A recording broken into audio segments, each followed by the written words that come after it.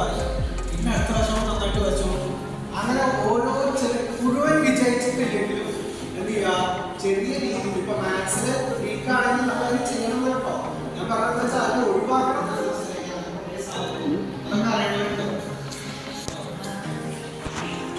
നമ്മളെ കുട്ടികളെ നമ്മൾ എങ്ങനെയാണ് ശ്രദ്ധിക്കേണ്ടത് കാര്യങ്ങളൊക്കെ പറഞ്ഞു. അതേപോലെ സോഷ്യൽ മീഡിയ എങ്ങനെ ദുരുപയോഗം ചെയ്യുന്നതെന്ന് മനസ്സിലാക്കി തരാൻ സാധിച്ചു. അതേപോലെ ക്ലാസ് റൂമിലേക്ക് കുട്ടികൾ പഠിക്കാൻ മാത്രമല്ല മറ്റെങ്ങനെയാണ് സമൂഹത്തിൽ പെരുമാറുന്ന ഡിസിപ്ലിൻ അങ്ങനെയുള്ള കാര്യങ്ങളൊക്കെ രക്ഷിതാക്കളും എങ്ങനെ ശ്രദ്ധിക്കേണ്ടതെന്നും ക്ലാസ്സിലൂടെ മനസ്സിലാക്കാൻ സാധിച്ചു. സൈബർ സുരക്ഷ, കുട്ടികൾ ഫോൺ ദുരുപയോഗം ചെയ്യുന്നുണ്ടോ എന്നത് അറിയാൻ മനസ്സിലാക്കാൻ പറ്റും. നല്ല ക്ലാസ്സായി.